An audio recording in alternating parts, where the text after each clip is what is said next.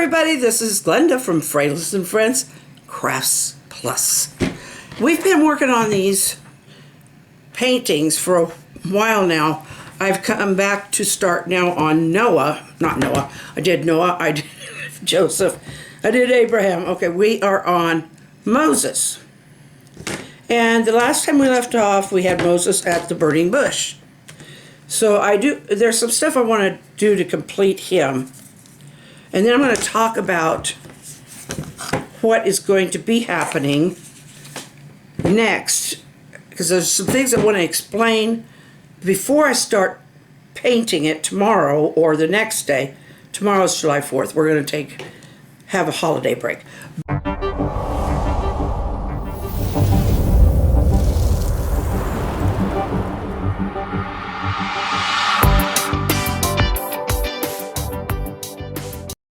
There's things that I want to explain because I can't paint the whole book of Exodus. And it would be very difficult to. But there is a very important story there. And I want to paint the parts that will stick in your mind and will stick in mine. And that is the plagues, why the plagues, and what happens. Okay. This part, instead of showing you all of it, because I can't make a picture move, not this way. I'm not I'm not going to be running a cartoon through here. But first thing off, okay, I'm going to let some of his gray strands kind of stick out from here. And I'm going to give him a very distinct gray beard.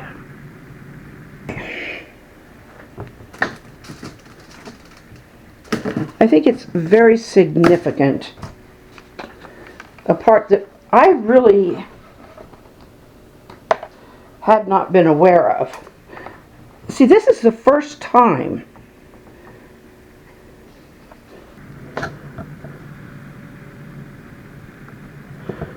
so there's not much of his face showing right now.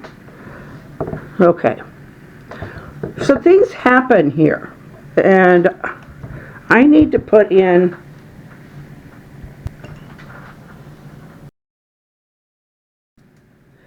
but what he needs here is he needs his staff. Because God's going to use that. Staff, sometimes staff. Okay. The final thing here with Moses, I keep wanting to go back to Noah. The final thing here with Moses, at least at this point, is that he's still questioning. He's because he doesn't know how he's going to do this. He's never really had an assignment like this before. I mean, but God has proven to him he has the power. So now Moses says, I am slow to speech. I'm not a good speaker among men. And I get tied up like that sometimes too. Well, God's getting a little irritated with him by now, but he says, is Aaron not your brother? And he said, yes, Aaron's my brother. And he said, well, you and Aaron he pretty much says, Aaron's going to be your mouthpiece. He said, I will instruct you, and you will instruct Aaron, and Aaron will talk to the people. So therefore, now, our business here at the burning bush, at least for the way we're telling it here, is done. So Moses goes back, he gets his wife and his children, his sons, and they start heading back.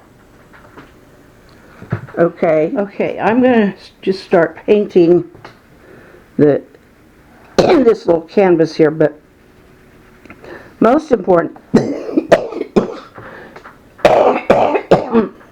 this is going to be when Aaron meets up with Moses. Now, this is the first time that I have heard Aaron's name, or read Aaron's name, either one, in this context. And we know he does become very, very important. But this is the first time that we've heard of Aaron, and not only that, he's Moses' brother.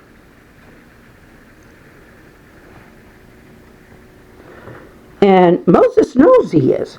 Well, remember, Moses was sent away as an infant in a basket and was picked up by the Pharaoh's daughter, and she adopted him. But first, Miriam went and got his mother to nurse him and care for him until he was big enough to go back to the Pharaoh's daughter. Now, I don't know how much the Pharaoh's daughter wanted to deal with this sweet baby that she adopted, but there were some things she knew she couldn't do. And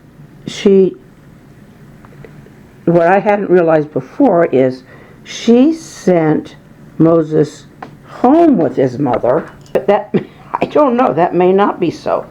I mean, Miriam was evidently quite a bit older than Moses, as far as siblings go. But he's kind of back in the desert now, because he had to cross the Sinai to get to Midian. Now, that's something I didn't realize till I looked it up on the maps, on the ancient maps, or the biblical maps. But when he led the Egyptians out, or when he led the Israelites out, he had already crossed a portion of that Sinai to get to Midian. And he was doing very well in Midian. Midian was a pretty good place. But it's not where God wanted him at this point. God was glad to have him in Midian while he was, learning to be a man and a husband and father and stuff. But now he needs to be a leader of his people. And so, but God caused Aaron to go out and meet. And that's what I want to depict here. I want to depict the two brothers meeting. And then next time, I don't want to just zip past the plagues. Every single one of those plagues has a reason and has a result.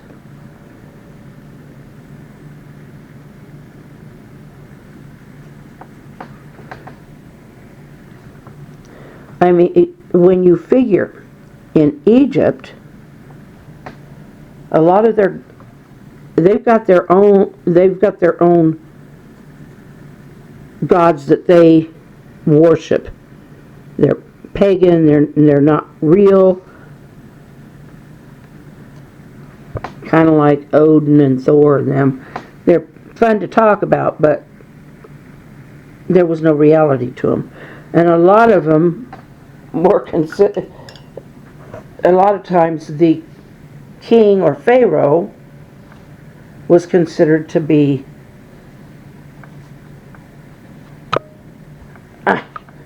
considered himself to be a god. So he didn't really he didn't really like to be argued with. So, because of this partnership that is going to develop between Aaron and Moses, we're going to have them meeting here.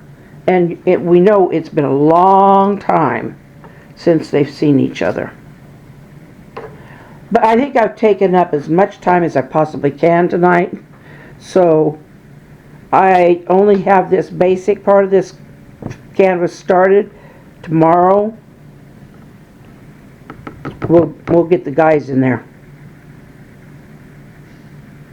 Tomorrow's the 4th.